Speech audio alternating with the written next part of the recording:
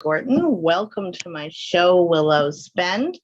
Tonight, we are going to be talking about people who have vanished without a trace. There's so many cases on this. Holy cow. I don't think I could have recorded them all if I tried to. I forgot notifications on my tablet. My mistake. Sorry, people. There we go. There. No more dinging. There's a long history of this across the world, but even the cases I have are all having taken place predominantly in the United States. And again, it's people who've disappeared, unseen, or literally vanished into thin air, where they were there 1 second and gone the next. Really quite astounding to think about. There's so many different possible explanations on this, and I guess it's going to be up to the audience to decide, kind of what you make of it. So let me get my chat set up here really quick in my group. Hi, everybody. 1 second. I'm just going to say hi to everybody in there so they know that I see them.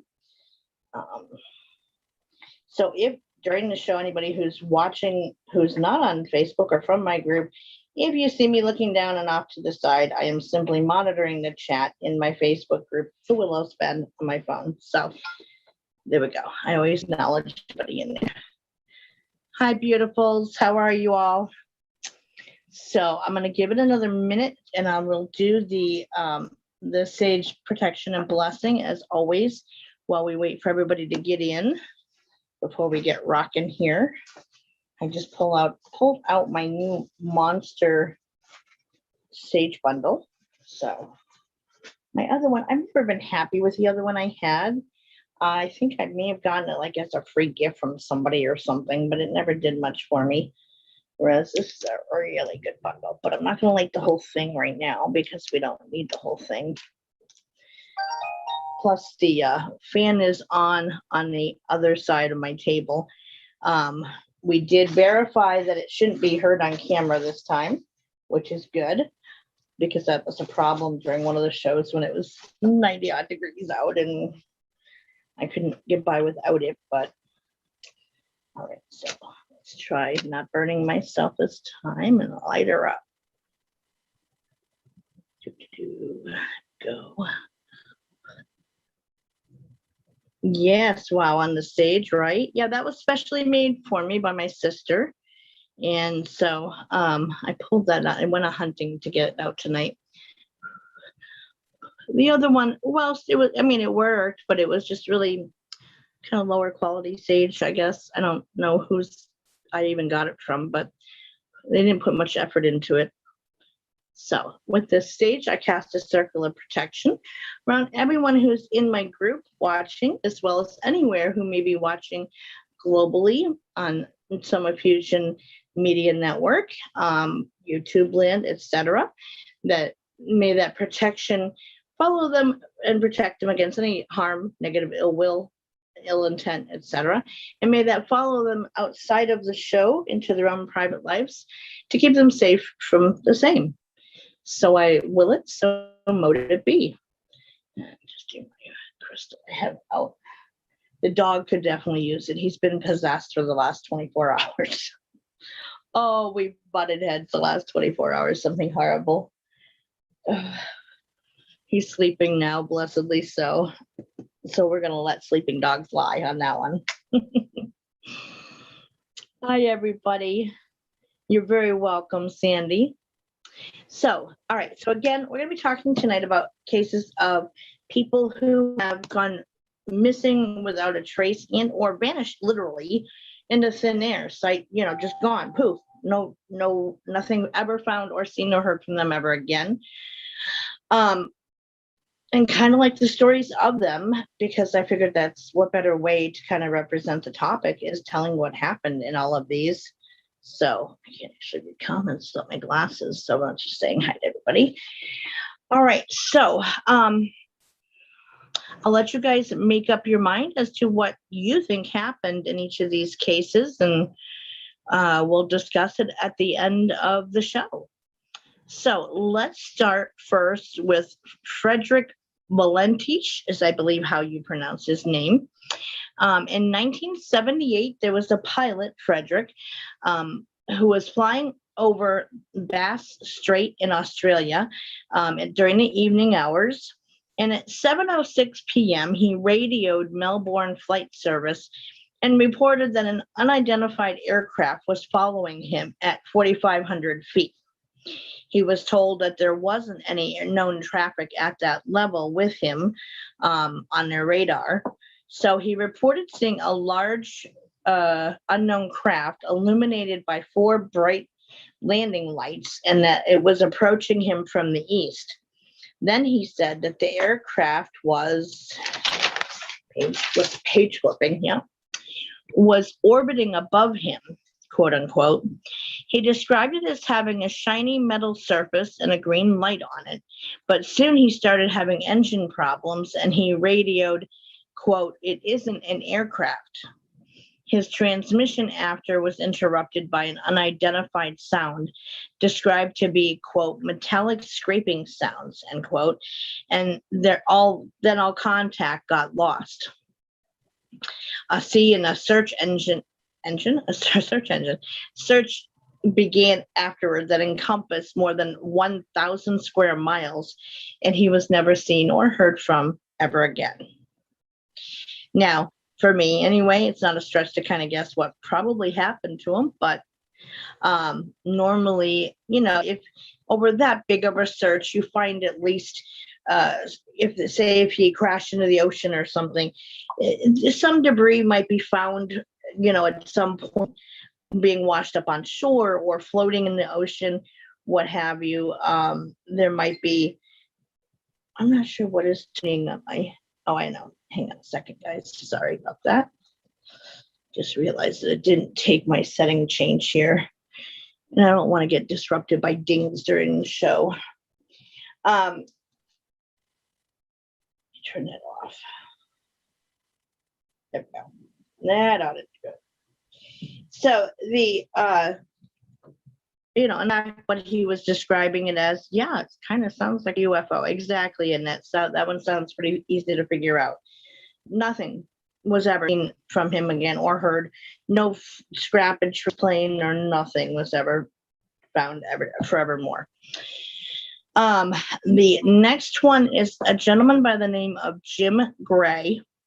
Now, on January 28, 2007, Jim Gray was an American computer scientist who was a little bit of an older guy. From his photo, he looked late 50s maybe.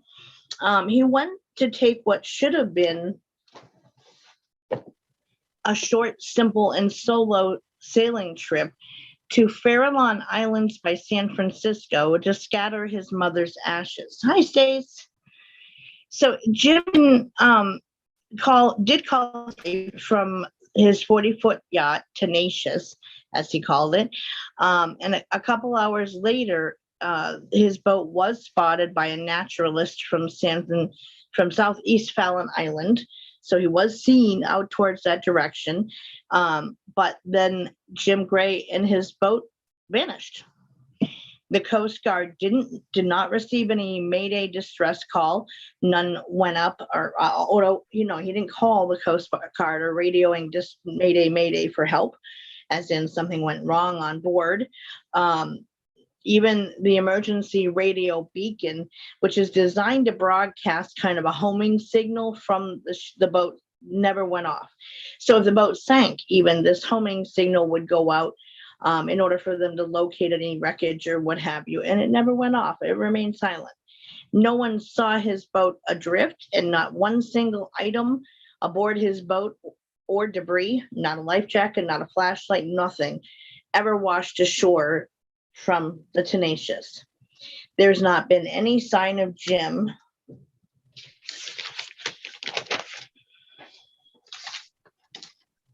or the Tenacious ever again. After 5 years, he was legally declared dead and assumed to have died at sea.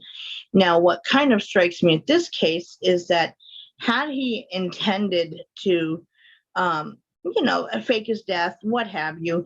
It doesn't seem that he would have been allowed himself to be seen. It was the Farallon Islands by San Francisco, I believe it said. Let me find it. Yes, Farallon Islands by San Francisco, Lori. And he was going to go to the islands to scatter there's ashes. Definitely she liked that area, I'm guessing. But it doesn't seem like if he was going to say fake his death, disappear, and with intention, he wouldn't have allowed himself to get seen by anybody, like, any witnesses. I could see perhaps calling his wife, to kind of say, oh, no, don't worry, honey, I'm okay. But, that he was seen by a witness near the island says he was, for all intents and purposes, going there to do what he said he was going to do. You're welcome. And he wasn't, in any mood any recent time period near then. He wasn't depressed. He wasn't anything. He just simply was going to scatter his mom's ashes, and return was the plan. And exactly. And that sounds like the Bermuda Triangle, right? Just disappeared, and nothing ever turned up on him again, him or his ship. Well, his boat. Sorry, it's not a ship, it's a boat. Nor did anything ever wash up from any debris from aboard the Tenacious. It just was gone.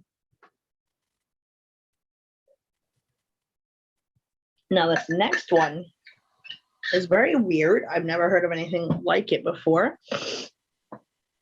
So there was a gentleman by the name of Brian Schaffer, who was a 27-year-old medical student, and he went missing on April 1st, 2006 from a bar called the Ugly Tuna Saloona.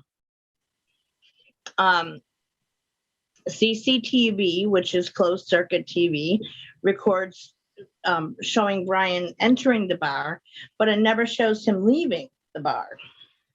There was no other accessible entrance at that time in or out of the place other than the main door.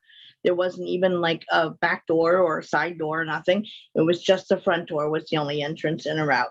And the cameras were trained right on the door. Nothing ever showed him leaving. Showed his friends that he had come in and hooked up with during the night, at the beginning of the night there, and leaving and coming and going, and everybody else who came and went, but it never showed him leaving. But he disappeared. I know the name of the bar is kind of funny, the Ugly Tuna Saloona.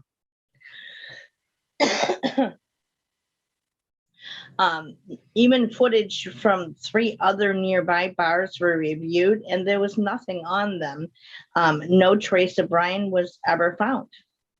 So no other camera in the area picked up any trace of him walking when he was last seen at like approximately 2 to 3 a.m. inside the bar, but nobody saw anything after that. Hey, Aaron. He just he never left. But where did he go?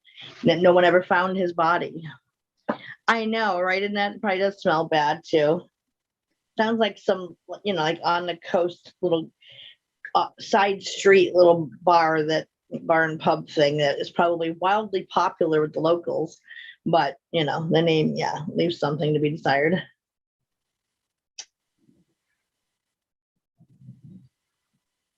So out of all the disappearances I've ever heard of, I've never heard of one quite like that, to where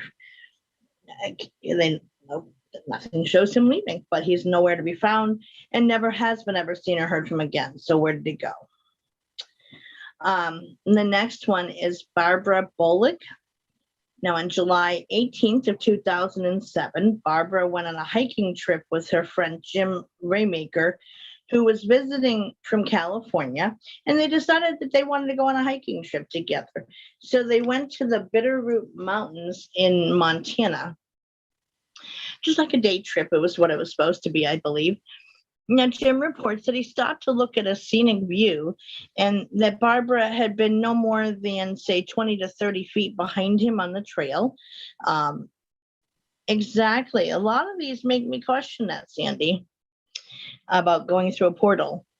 So he had reported that Barbara had been no more than 20 to 30 feet behind him, within sight. Normally, when you look back behind, you can still see a person at 20 to 30 feet behind you. He said he stopped and turned and looked at the sight for a minute, and then, or the view that was in front of him, turned back to say something to her, and that she had just completely vanished. An extensive search did not turn up any evidence of her possible whereabouts, and there was no evidence of any foul play. He seemed very genuine in his working with the police on his reporting of it in a timely fashion, his cooperation with them. He seemed very genuine, and he really was gobsmacked as to what could have happened to her. But again, authorities have never found any trace of her to this day. He never heard anything. And, you hear sometimes reports of like a mountain lion or something like that grabbing somebody off a path. But, even under those circumstances, you would hear at least like a muffled scream or a gurgle or a scuffling sound. And there was just nothing. Hey, Karen. He had no idea she wasn't still behind it. So anyway, gone without a trace. Now, I'd done a show, I don't know when, I can't do timeline stuff. I'm trying to think, I'm like, yeah, don't even try. On like the missing 411 cases a while back, we'll say it that way, a while back, where they were no, these are not all in Northern California, Lori. That one happened in the Bitterroot Mountains in Montana.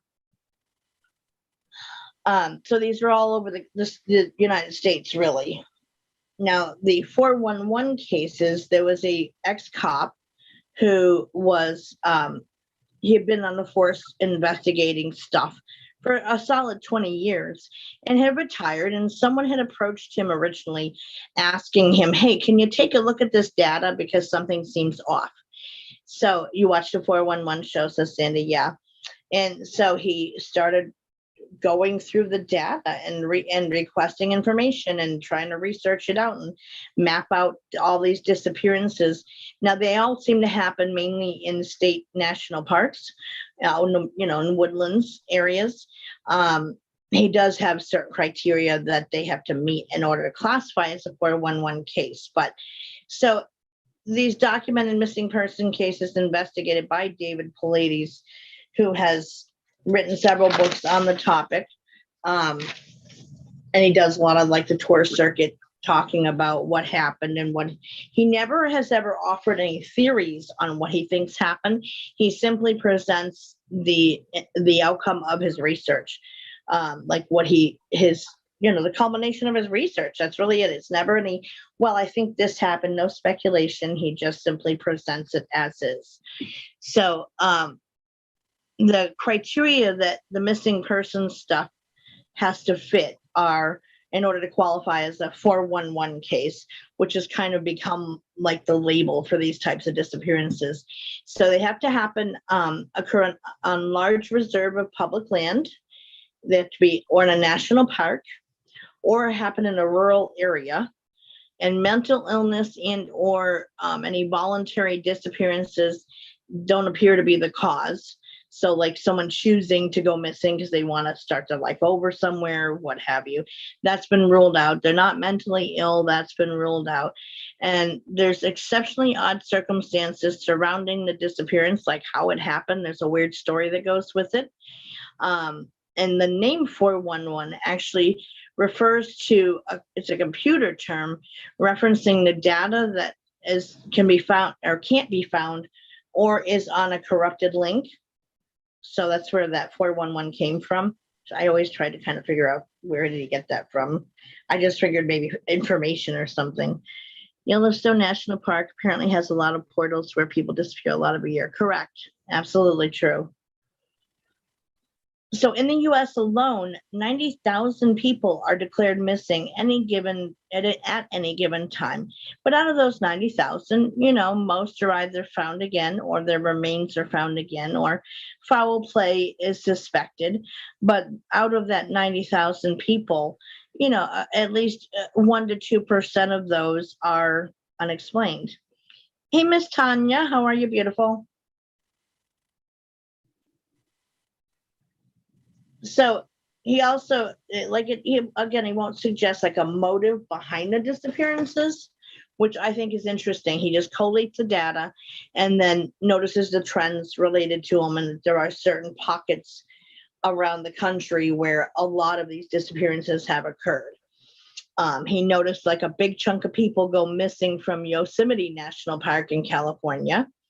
And he also noted, much like in the disappearance of Barbara Bolick, the victims are avid outdoorsmen. They love, they're good at being outside. They know their way around how to conduct themselves outdoors.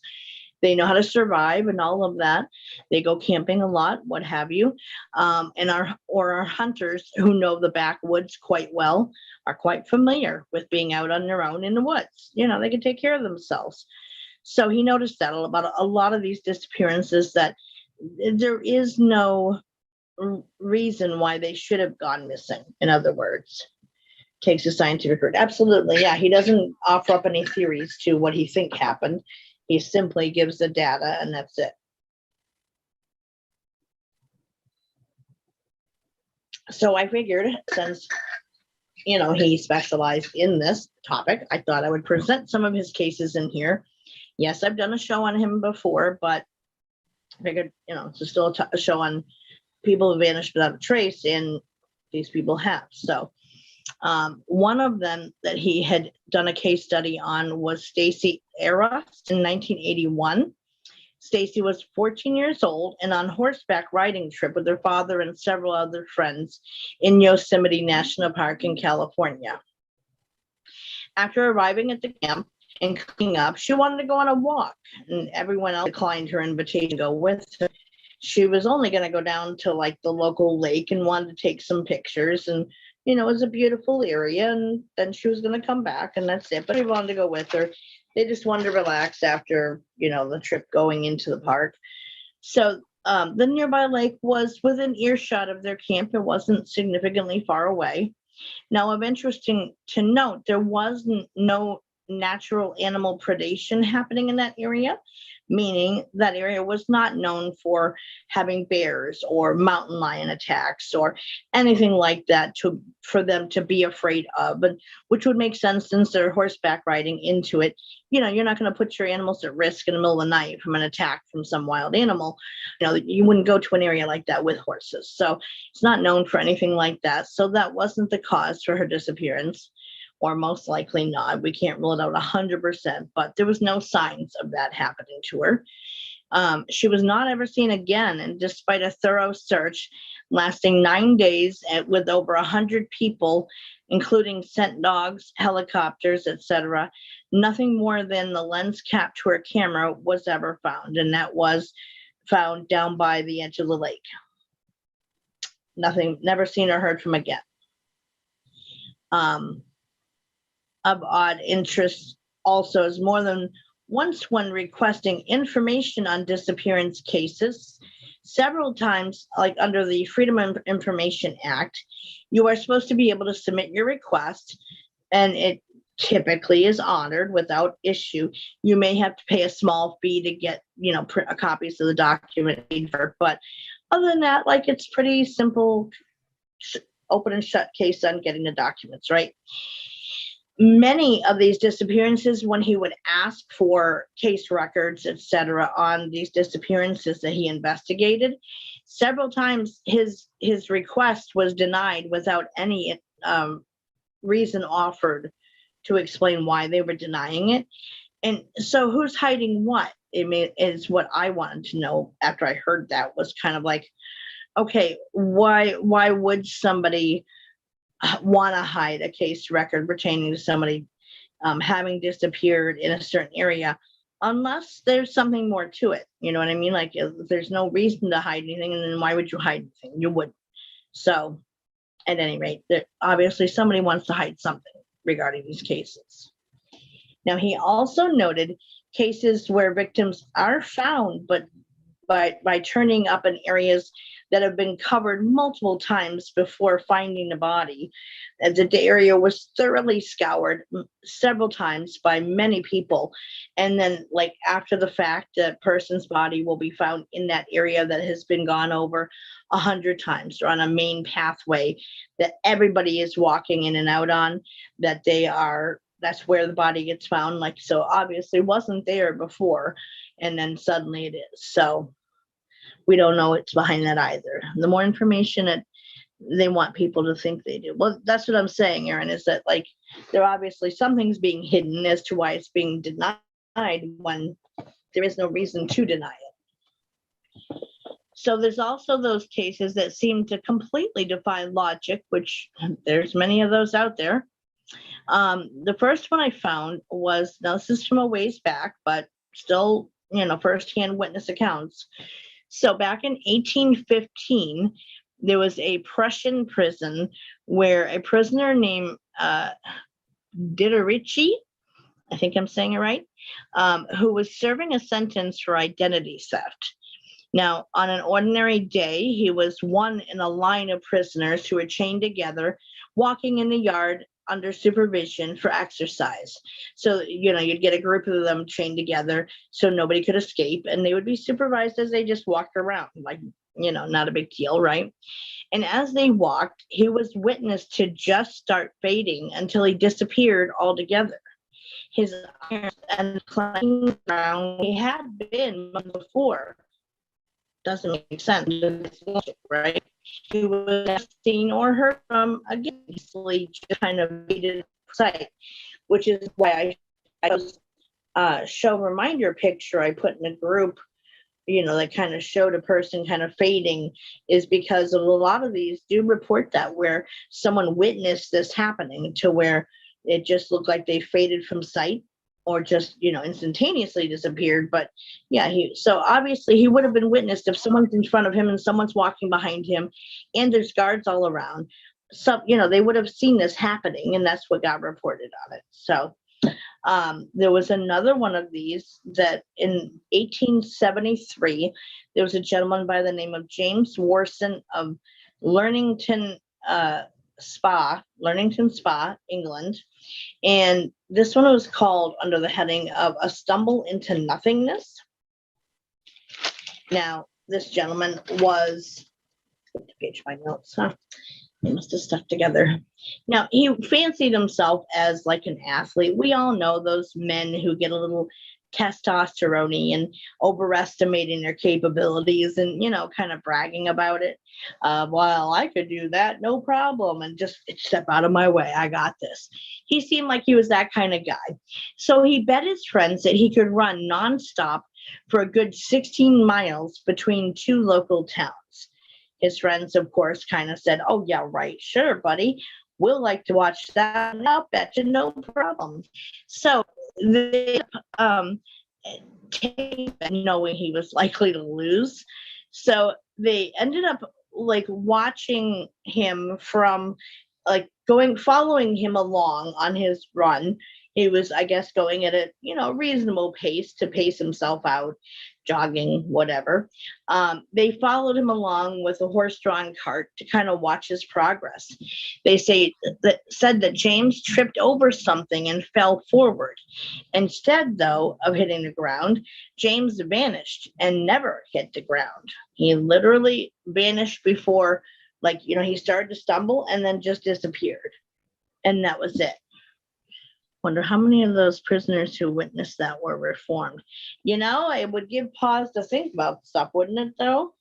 So, yeah, this James guy, he was just seen running along. He stumbled and tripped and started all over and just the spot. Who immediately stopped and jumped down, of course, searching the area and kind of questioning, did you just see that? Did you see what I saw? They did. The police search and investigation turned up nothing. He literally just vanished. So now this one is a little bit bigger to explain. Cowden family, and it's more within time. So September 1974, the Cowden family, husband Richard, wife Belinda, and their two small children, David and Melissa, decided they were going to go camping for Labor Day weekend, which is a common event to do for families, right? Very, very weird in that, yes. So they went camping for Labor Day weekend at the Rogue River National Forest Campground in Oregon. Somehow, in my fatigue last night, I skipped a page, my note taking. It's all right. So that Sunday morning at the end of the weekend, Richard was seen at a nearby town of Cooper, Oregon, buying milk for the family. Is anyone getting a echo? I'm not hearing one on my end as far as any stuff.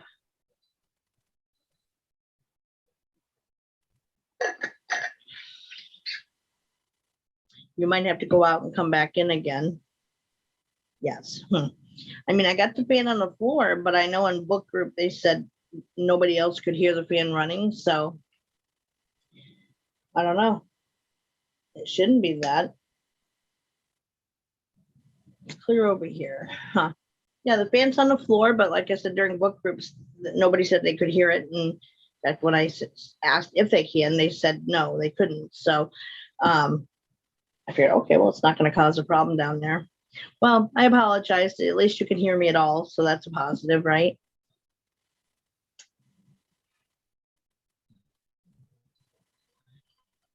So Sunday morning, Richard was seen at a local town of Cooper in some small store buying milk. And this was the last time anyone saw any of them. Maybe storms in our area. Got you on the TV, no echo. Huh. My voice was cutting out. Weird. So that was the last time that anyone saw any of the family was when he went to buy milk. And the whole family didn't go to the store with him. It was just the father, Richard. But nobody saw any of them ever again. Now, they were supposed to have dinner that night at Richard's mother's home, but never showed up for it. So, of course, she got worried and called the police. Local authorities conducted a search of their campsite. State Trooper Lee Rickson stated, quote, "That camp sure was spooky. Even the milk was still on the table," end quote.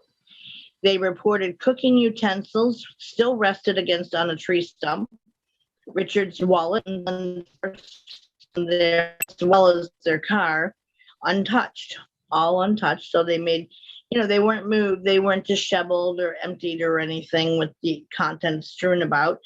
They were just, like they set them where they set them, and that's where they still sat. There also was no indication of any sort of a struggle having happened.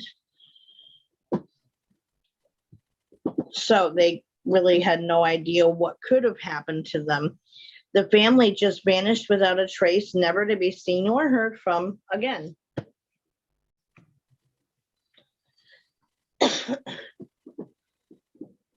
Yeah, I can't figure that one out either. Like I said, the dad was seen buying milk at a local town at the end of the weekend. One would have thought perhaps after breakfast or something, they would have gotten their campsite packed up and they were supposed to go back home in time for dinner at his mom's house, and they never showed up. And nobody ever saw or heard from them again. Their car was still there. Everything was still there, like just got up and walked off. Even the milk that he just bought was still there on the tables. Something must have happened. The next one is there was a gentleman by the name of Orion Williamson. Now, Orion was a Salina, Alabama farmer. That is very tragic. Orion was a Salina, Alabama farmer who simply vanished into thin air on July Day, 1854.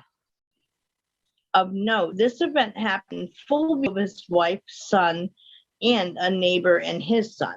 So there were 4 witnesses to this having happened. So it wasn't just somebody say so or at a great distance away that they saw this happening. So it was seen by 4 different people, including his family. So I guess he was seen walking across his property in his field with a stick, kind of like, like dragging it through the brush as he walked, kind of just playing through the brush, not looking for anything. Backpacking after 3 years is exhausting. Lord, help anyone who moves after being somewhere a decade plus. Yeah, it is hard work, Karen. Absolutely. So he was just walking through the field with this stick, kind of like, dragging it around with him and kind of, tapping around with the brush in front of him, just walking. And his neighbor, the Wrens, were riding along a road on the other side of the field in a horse and buggy, and immediately ran to the spot that Orion was last seen, and they found nothing. In a search by authorities, it was noted most of the grass was also gone from where he had been standing. I'm not going to read that comment out loud, Annette.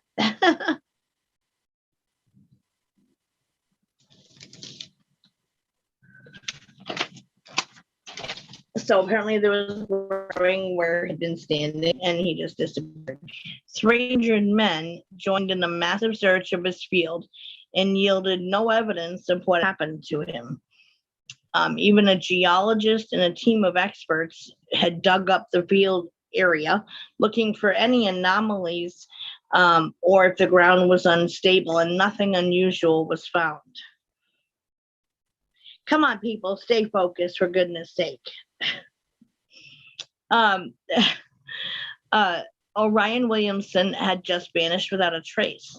Now, interestingly, Mrs. Williamson claimed that she and her son heard his voice crying out for help from that area that he vanished in, and that it was growing weaker till it finally just stopped a few weeks after his disappearance. Now, that part of it kind of makes me wonder one of two things. Okay, so if they dug up the ground and found that there was no sinkholes or anything else to account for his disappearance, was he perhaps trapped between dimensions and that's where he was getting still heard? Or, I mean, I don't know. He just literally disappeared. It's one of the most famous cases in the world of a disappearance that just happened without any explanation to it, but it was witnessed happening. Exactly, Aaron. Now, the next one is Owen Parfitt. Now, Owen was an ex-tailor who lived in the English town of Shepton Mallet. Now, he was elderly with issues at age 70 years old, and Owen lived with his sister for the help because he was described as being pretty much an invalid. Very creepy, Tanya. So his sister's name was Susanna, and they lived in a cottage on a busy turnpike road, or at least what was considered busy for that era that it happened in. So one evening in June of 1768, so it was quite a while ago, Owen was carried by his sister and another woman downstairs and sat in a chair, and he was left alone there with his coat across his chest, and his sister went upstairs for whatever reason, and the other woman left. Now, his sister, Susanna, reported about 15 minutes later, she heard a noise, quote unquote, and hurried down the stairs. She found her brother's chair empty with his coat lying on top of it, but he was nowhere to be found. Now, a massive search was conducted with no idea what could have happened to him. One resident commented they thought he'd been, quote, spirited off by supernatural means. Because, again, this guy, he couldn't just get up and walk away. Isn't it interesting that hardly anyone ever heard of these missing person cases? Well, for those two, out of all of the ones that are out there, I try to find ones that haven't been talked about 100 times over. So, no worries, Mary. We're glad you made it all.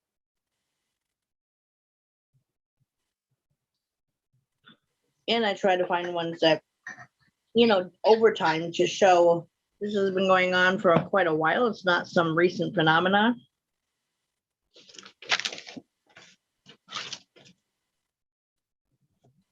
Now, here's an interesting place. Now, I believe it was in Bermuda earlier. Now, there is a similar thing going on, I guess, called the Michigan Triangle. Now, in the United States, the state of Michigan is known for lakes and mountains and so forth. So the Michigan Triangle is an area stretching from Ludington to Benton Harbor, Michigan, and to the Manitowoc, Wisconsin area. You only hear about the ones where a person or body is found. Yeah, probably because they don't want to be sounding crazy by talking about it or speculating. Question, how far does these disappearing cases go back? The oldest one I found, Aaron, was the last one I just read about back in the 1700s. And you got to figure that, you know, out of who could write back, and you go any further back, literate people, meaning those who knew how to read and write, get more delegated to the elite, if you will. The wealthy, the rich people, they're the ones who were schooled, whereas, you know, everyday people, yeah, you didn't have an education. So the further back you go, there's going to be fewer and fewer cases documented about it because nobody knew how to read and write. So yeah, this one was back in 1768 that I just read about that Owen Parfit guy. That I have, you know, or they document because not many knew how to read and write back then. So the Michigan Triangle, again, it was in the United States. The Michigan Triangle is an area stretching from Ludington to Benton Harbor, Michigan, to Manitowoc, Wisconsin. Since 1891. Yes, it does. Some of them do remind me of that too, Tanya, about the Fae. So since 1891, all manner of strange occurrences have happened, rivaling the Bermuda Triangle in disappearances and so forth in Michigan. So boats and planes have disappeared. There's been a high amount of documented UFO activity happening there. And these vessels all seem to just disappear in thin air. One big case, I've heard of it before doing the research for the show, that said it was the guy's name was Stephen Kubacki, and it happened in February 1978. He was a German student on a ski trip to Michigan that year, and on the day of his disappearance, everything started off as normal, but he never returned from skiing as usual, or his hike, you know, where he's cross-country skiing and stuff. So an extensive search only turned up his skis and his poles on the shore of the frozen lake, and footprints that were supposed to have been his, you know, matching what would have been the trek he made in to end up standing by the lake. They also stopped at the edge of the lake, so it was thought to be his footprints, and that was it. Well, anybody who disappears never knowing what happened is, you know, not having closure is rough. Sure. So no sign of Kubacki was ever found. But as mentioned in the 411 cases, now his backpack was found right in the center of an area already extensively searched. So basically, you know, like places where they had looked already 10 times over, his backpack's found in one of those places, like a path, ever. Or I'm sure it was probably near where his skis and poles were, but they had looked that area well over, and his backpack hadn't been there during the original search. But sometime later, it was found there in that area. Now jump forward exactly. This is also weird. Exactly 15 months after his disappearance, on May 5th of 1979, Kubacki appeared on his parents' doorstep, dazed and confused, but otherwise in good health. Gets weirder. Yeah, I can't imagine either, Aaron. So he doesn't remember much of where he had been, and he had little awareness of the 15 months having had passed. So like no real track of time. So he claims that he lost consciousness at some point during his hike at Lake Michigan. And when he came to, He claims that he was lying in a field 700 miles from where he had been at the time he last remembered. Yeah, I don't blame you, Lori. So, in other words, he remembers, like, 15 months before going out cross country skiing, and like that's it. That's all he remembers is going on the hike and that everything was normal. And then he just said that he remembered when he woke up, he was in a field 700 miles away from where he had been located, where he was for his hike. Exactly, Tanya. Sounds like an abduction. Now, he said that he was dressed in, and like I said, I have heard of this case before. This is the only one that I researched that I included that I haven't, or that I have heard of before. So he said that he was dressed in a stranger's clothes instead of his own, and that next to him was a bag, also not his own, and that it was filled with maps that he didn't recognize. After this, he refused to comment any more about his experience. So he doesn't really know how he got to his parents' house, and doesn't know how he got to 700 miles away from where he had been and started at, and has no memory of that, or whose clothes he was wearing, or bags of stuff, or what. And it didn't say where those maps were, what areas they were for. I kind of froze on screen. Okay, I guess I'll be back in a second, guys, because I froze out of here. So give me a second to jump out and I'll jump back in.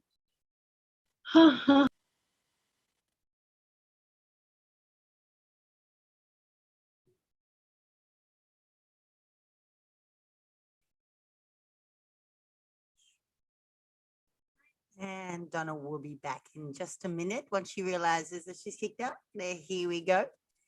She's coming right back. I hope you guys are all having a good night tonight. And Donna is just about to come in. There we go.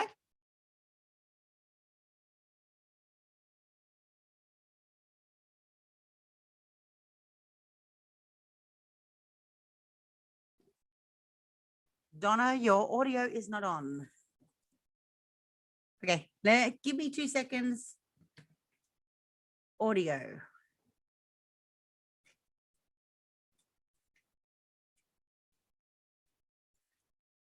Your audio isn't on. There we go. Give me that option. Okay, are we good now? Hopefully. I don't see my video on screen either. Yes, we are good. Okay, good. Now I see me. It didn't even give me the option. Normally it tells me to pick which audio option to choose. It didn't give me that option. Okay, sorry guys.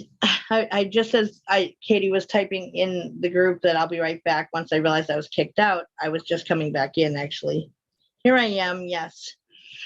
So he didn't want to talk about his experience anymore after that, which, you can't blame him. It had to be traumatizing, although it would be interesting if he had had hypnotherapy done, perhaps, to see what he could recall under hypnosis of his experience. That would have been interesting to hear. But yeah, I knew what you meant. There I ate. Punctuation, spellings, everything. Okay, so the next one is Joe Cluey. Now, in the summer of 2008, 73-year-old Cluey went missing along with his dog Chip.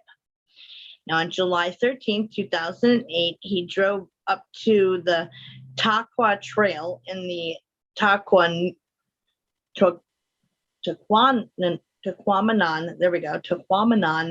Falls State Park to go hiking with his beloved dog Chip.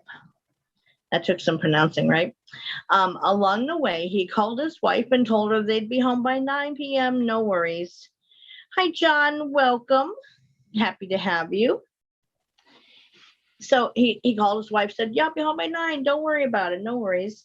And again, he's 73 years old, so he's not super young anymore, but he seemed, obviously, if he's going on a hike with his dog, he's in pretty good shape, right? Oh, I know, Annette. That was odd that I froze. I don't know what was behind that. There's not storms in the area or anything tonight, so I don't know. So as for the search, now they found that his van unlocked and the keys were inside, which was something he wasn't in the habit of doing. So that was a little unusual. Like he wasn't one to leave his car just unlocked and leave the keys there. Some people do. I'm guilty of that too. That, I mean, here where I live now, it's unlocked, but I keep the keys in the house with me. But where I used to live, yeah, my keys stayed in the truck. It's fine. But a lot of people are very, very stringent on that, and he wasn't one to just do that. So that was unusual. The investigators took it to mean that he maybe returned from the hike and something then happened, but they weren't sure. So Joe and his wife had a cabin there up in this area that they used to summer in every year from Florida. So they would make the journey from Florida to this this parkland and spend the summer there. So 10,000 acres were scoured looking for both him and his dog. Then on August 1st, the dog Chip showed up at the cabin malnourished but alive. Joe never came home, and his remains remain missing to this day. So he was never found. The dog did turn up, but was worse for wear. But at least was okay. But he never was found again. So it remains unknown as to what happened to him. So and this is again all within that Michigan Triangle in the United States. The next one is also still in the Michigan Triangle. Which is also the same as the gentleman who showed up 700 miles away from where he started at. That was also in Michigan Triangle. So the next one is also there, Derek Hennigan. So right after Joe Cluey vanished on August 4th, 2008, like literally the dog came home August 1st, this next guy disappeared on August 4th. Well, at least the dog got returned back home. Yeah, and makes you wonder, were they lost or something, or did something happen to his owner and the dog had to try to find his way back home? Who knows? And I don't know how far away where they was from their cabin. It didn't say anything about that, but it was, had to be in the vicinity anyway. It didn't state it, but it talked about being in the national park and their cabin was up there too. So I'm guessing in the same vicinity. Exactly. I don't think I want to go to Michigan, at least not that area of it.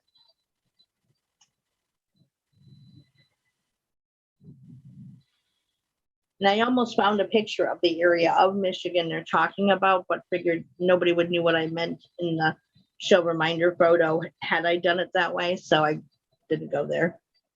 All right. So Derek Hennigan, right after, literally 3 days after Joe's dog turned back up home,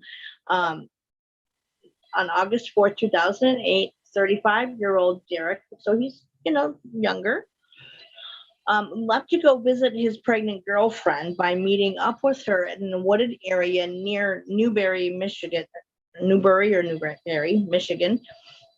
a deer hunting blind in the trees.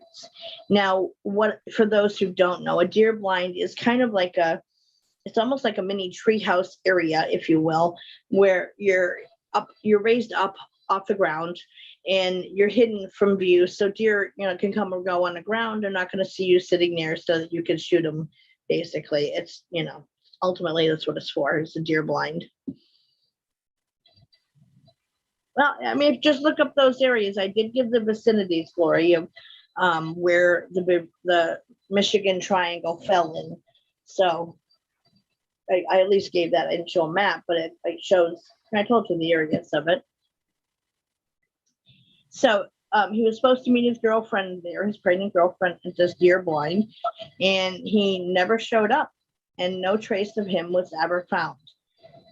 And that was all it said about it, that he didn't show up. So he disappeared. He was also part of that Michigan Triangle area. There was another one, Amber Rose Smith. Now in the summer of 2013, so we're getting a little more recent here in the events. 2-year-old Amber vanished right in front of her home in Newaygo County, Michigan. Sorry, I'm trying to read my writing. According to her father, he'd been watching her play with the family's dogs. They had 2 dogs, and they were just playing in the yard, in the front yard. And when he popped inside to go to the bathroom really quickly, and when he went back out, she was gone, and there was no response to her name being called. The dogs all appeared. They came in not long after Amber disappeared, but they were initially not there. But they did end up returning home not too long after. Well, it's depending on where you're doing there, and apparently, don't go in a national park and do it, apparently, but I know it is getting a bad rap. So Amber, so we went back out. The dogs were initially gone as well. They did end up coming home. The 2 dogs did. Amber wasn't with them. Pretty recent on in the crime drama. I had heard of it before, but I didn't know all the details, Lori. So there was an intensive search, of course, for a missing child, ensued with hundreds of volunteers looking for this little girl. The next day, she was found 2 miles from her home, standing in the middle of a road that had already been searched. Like we keep seeing this theme where things are in people's bodies are found places that had already been thoroughly searched. She was found standing in the middle of this road alive, but staring into space as if perhaps suffering from shock. She just was like blanked out. No one knows how she managed to navigate her way through thick wilderness by their house that stood between where the house they lived in this road. There was thick woods, and nobody could understand how a 2.5-year-old child could fight her way through these woods by herself in the dark. And I guess had what they call frigid temperatures that night that gripped the area. So I would guess down near freezing. And, that she disappeared through these woods, ending up in this road unharmed, physically anyways. And that she survived the cold of the night too without appropriate cold weather gear on. I'm sure she probably was just dressed for daytime temperatures only. Yeah, it makes you wonder, Aaron, if that's what happened. Sheriff Brian Boyd said of the incident, quote, "It's hard to imagine how a 2-year-old can survive that distance through the woods with that kind of temperature. There's some that aren't convinced that she walked that entire distance. Maybe she was dropped off. Those are the things we might have to determine in the future."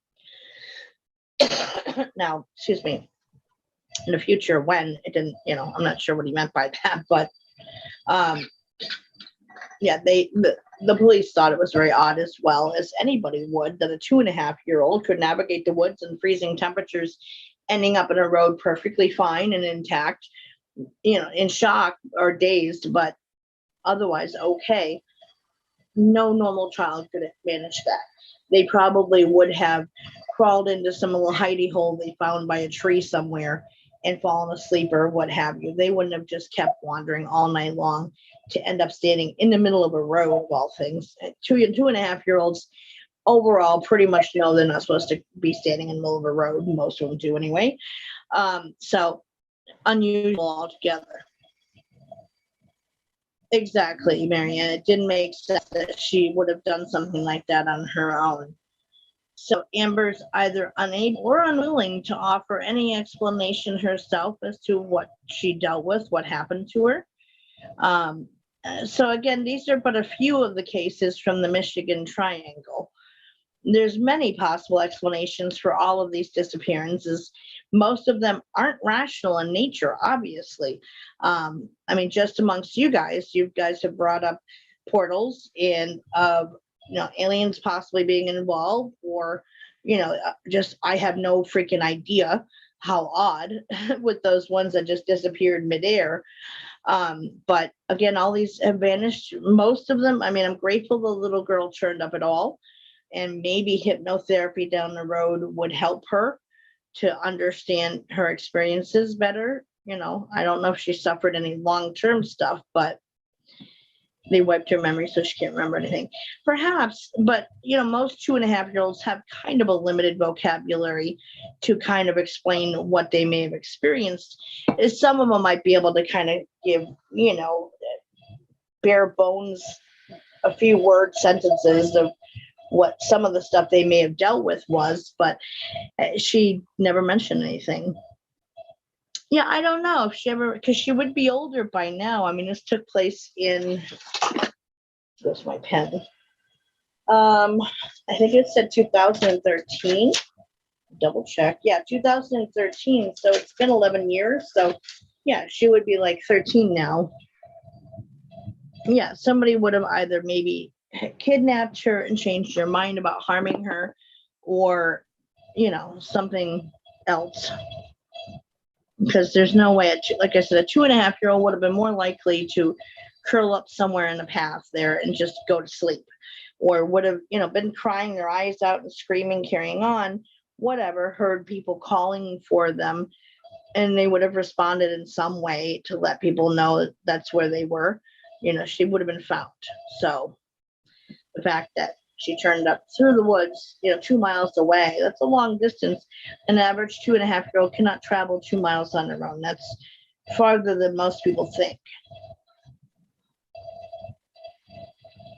Well, that's because you're freaky zeeky, Renee. Most people don't remember what happened to them for over 50 years ago. And if it was a traumatic event that you perhaps don't have words for at the time or an understanding of, you could have blocked it out, you know what I mean, and repressed the memories, which is where I was saying, like, maybe hypnotherapy could have helped her as well to tell what happened to her, because I'm sure if she was interviewed now, she probably would say, I don't remember a thing, because it's pleasant of her to talk about whatever. But, you know, most people don't remember that far back on their own. A lot of people typically only remember back to, you know, most of their memories don't really start until they're 3-4 years old. Does she have PTSD from this, Mom? It could. It doesn't say about any lasting PTSD, Erin. I mean, again, she seemed to be in shock when they found her. Like, she just seemed dazed and kind of out of it. I wandered in the pasture and crawled under oath when I was a tot.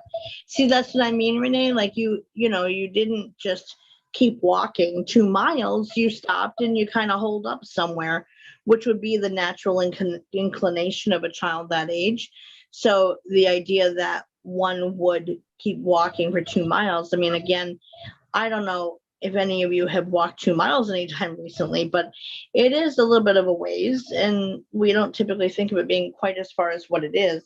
And, you know, that can be hard for an adult to navigate, never mind a 2.5-year-old. So, hello there, Mothra. Why are you on my tablet? You shouldn't even be in the house, my friend. Yeah, okay. So, there's many possible explanations for all of these disappearances. Most of them aren't rational in nature. I mean, how do you explain someone disappearing into thin air right in front of your eyes? I mean, there's not too many options of what that could be, really. For all these cases, theories range from everything. I mean, this amongst people who read the story. And I read a lot of comments in the articles that have these stories. You know, the comments made by people who, after the fact, read the article and left a comment about it. And they ranged in everything from alien abductions to portals to even Bigfoot abductions, which, interestingly, that is also the direction that David Pallades, who wrote the 411 books, he actually has gone into that direction of Bigfoot investigations. I found that interesting. So either aliens or portals. FYI, a marked box. Okay, we're not going to read that one out loud. So to this day, all these disappearances, vanishings, they end up leaving more questions than answers, and they do defy logic as to what actually happened. So I kept going back to this saying, I don't know who originally said it, but when all logical explanations have been ruled out about something, no matter how practical and sure, come reality, and hence more mystery, adds more mystery to it. Like you have to, when everything logical has been ruled out as to what could have happened in these cases as an explanation, then you have to then look at what's left, even if it is kind of, out there and mysterious and or unexplained. Well, what else can you look at but that? Yeah, sure. And again, they're taking into account in these cases that, yeah, some of them could have been somebody, meeting foul play. And that's why I said at the beginning, Renee, is that, on average, 91,000 people go missing every year in just the United States alone. That's not counting everywhere else. Now, you want to get into conspiracy theory stuff. It has been talked about that, like, way back when allegedly President Eisenhower had met with alien races and come up with some compact that they could agree on, like an agreement, if you will, that of who will do what, that they could abide by, and both sides of the argument agree to. That was thought to be one of the things that was covered, is that you're allowed to take so many people, but you have to leave the rest alone. And so that is another theory. That is another theory about this, is that, yes, could there have been alien abductions involved in some of these cases? Who knows? Again, when you kind of cross out all the top of the line reality based things, what are you left with? Non-reality explanations. Crazy militia, hog tying enemies. Sure, again, there are those who have met, extreme things treaty. Yep. Of course, foul play happens in some of the cases, and that's why I said that out of those 90,000, only there's that maybe 1 to 2% are unexplained disappearances, etc. But the rest, yes, they can be accounted for kidnappings, murderers, people hiding bodies, etc., things like that. But there's still those cases like these where there is no valid explanation that makes sense as to what to account for them. Where do these people go? Into a parallel universe or alternate universe?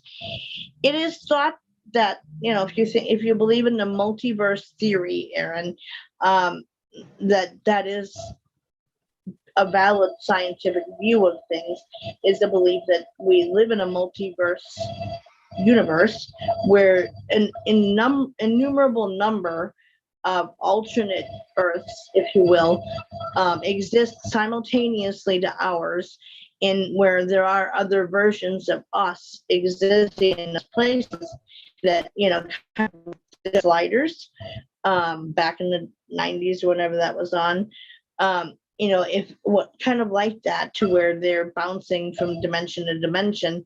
It's like that, to where, they're running into other versions of themselves, but everything about that reality is completely different than their own. And they may run into copies of themselves, but they are 100% different from them, than themselves here, of how we are now versus there, to where you can have everything about your personality can be different, how you look, how you style your hair, the clothes you wear, what jobs you do, all of the personality can be different in the places, but you'd still kind of look like you. Sounds like alien pinging in the background. That's really odd, Lori. The only thing I'm hearing right now is my upstairs neighbors clunking on the ceiling, I guess you'd call it. Dogs maybe playing. So it is a thing, Aaron, to where, there are an innumerable number of realities that do exist, not even necessarily parallel to our own, but that is the residing theory that's popular now, is the multiverse theory. You hear it too, huh, Deb? That's strange. I'm listening. I just hear my fan and was hearing a clunk upstairs, but that's it.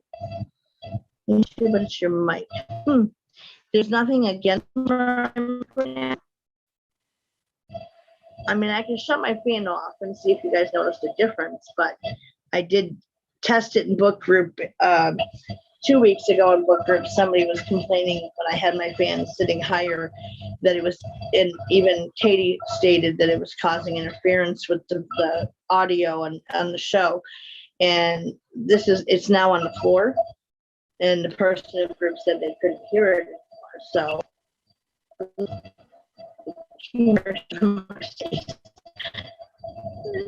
they're coming at you, Donna. They could be, Nancy. They could be.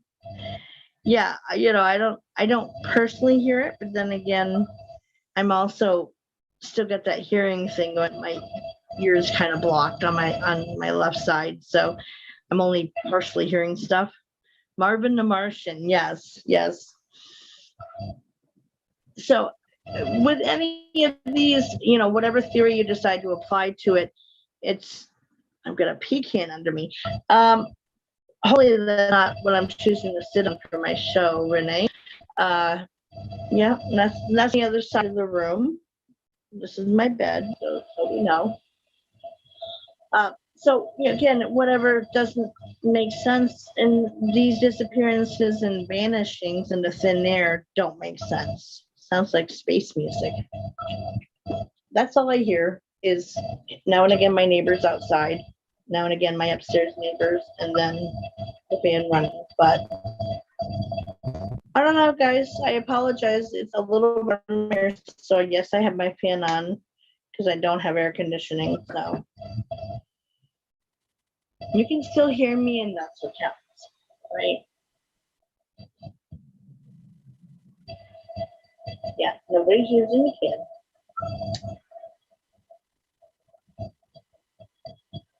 So that was it for this topic of disappearances. Again, there's a multitude of other people who go missing every year without any valid explanation as to what happened to them, including the 411 disappearances. Those still have continued, even though David Pallades isn't actively investigating them anymore. His research still stands and is still very valid. Those disappearances are still occurring. And those areas that he deemed as kind of the hot spots of the country, where like these national parks and so forth that have a real high concentration of missing people compared to just as a generalization over the United States. There's more disappearances that happen. And sure, people go out in the woods and get lost. Some people get eaten by a bear, whatever, and die of exposure, all kinds of different things. But what about those that get lost? It's not the fan, says Mary. I don't think it's from the fan. Sounds like a speaker problem. It's probably the fan. We don't want Donna having a heat stroke. Nope, that was last week, and I don't need another one. My ceiling fan does that on high. Again, I'm not hearing anything, but I don't know. So next Willows Bend is on July 26th, 8 p.m. as always. Episode 155. I know I didn't add any new topics this week because I didn't know if you wanted to finish what we got before I add more, or just if I come across something, as always, throw it on there. There was one I thought of, and I could only remember part of what the topic was, so I didn't write it down. Why I didn't remember the biggest lie I tell myself is I'm going to remember that. I don't need to write that down. I got it. So we have the case of the Mary Celeste, which was that ship where it looked like everybody just got up and walked off in the middle of everything. The Tunguska event in Russia, where it looked like a nuclear bomb went off or a giant asteroid hit that didn't. Very welcome, Lori. Or evidence in support of ancient advanced civilizations that existed before us. So evidence in support of that. So instead of focusing on just individual locations, I thought kind of looking at all of the evidence that is stacking up. Still continues to stack up, and science still tries to negate it. But there will come a turning point where they can't keep negating it. So only those 3 topics are on the table currently. Put my social security card in such a safe spot. It took packing to find it, right? Okay, so we got Marianne says the Tunguska, right? Gotcha, 1. Stacy says ancient civilizations, or Mary Celeste. Celeste, thank you, Mary. Sandy, ancient civilizations. Mary Celeste. Tanya says ancient civilizations. I did take off the disc. What was it? It starts with some Russian location. What was it? Oh, the unknown discs of Boldegard. I did take those off because that was only getting like 1 vote, if any. So I took that off the list. Karen says the Tunguska event. Renee says ancient aliens. Well, they're not ancient aliens. That's not a topic on there. Lori says Mary Celeste. So pick again, Renee. That's not a topic on the list. We got the case of the Mary Celeste, the Tunguska event, evidence in support of advanced civilizations existing before us, and that's it. Aaron's got Mary Celeste. Got it. Looking like that's going to be the topic. The ancient civilizations, you mean? Okay. Nancy says Tunguska. Wow, it's only showing 4 people watching now. That's sad. Bunch of people either left or aren't interested in the topic, perhaps. Okay, so do I have everybody speak now or forever hold your peace? Now it says 6. Yeah, it said 4 when I was looking at it. Mary Celeste says Deb. Okay. No, now I show 7. So I guess people came back in, perhaps. I don't know.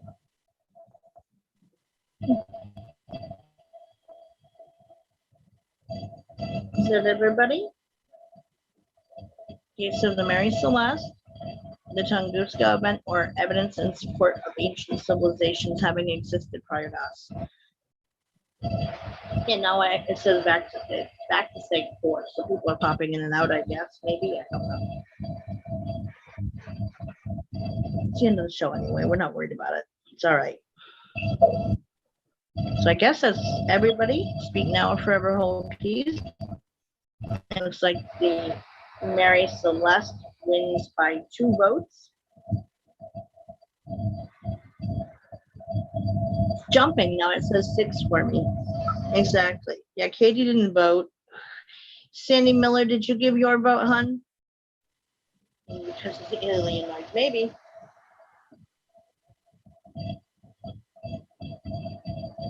Did you give your vote, Sandy? If so, I don't think I saw it. So I know I got Andy Griffin, yeah, Sandy Griffin's vote, but I don't think I saw yours. I'm backtracking. It's actually letting me scroll comments tonight, which is odd. Yeah, I don't see your vote, Sandy Miller. Thank you, Sandy Griffin. Well, I know Jake thinks that there's a portal in my bathroom. He keeps going in and looking every chance he can. I don't let him go in when the fan is set up because he knocks it over and then he gets freaked out and scared that he gets stuck in a room. He won't go past it. Even if he can fit, he won't. Advanced civilizations. Okay, so Mary Celeste is still winning by 1 unless Katie decides to cast her vote.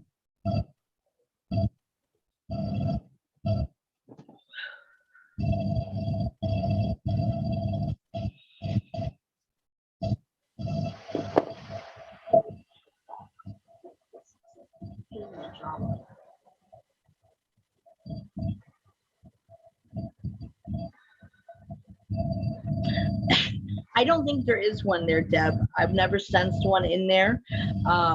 He just has this obsession of going in the bathroom, and he goes and stares into the bathtub. I've never picked up on a single thing in there whatsoever. I don't think there is. I think it's his dementia stuff, because I've never picked up on anything in there before.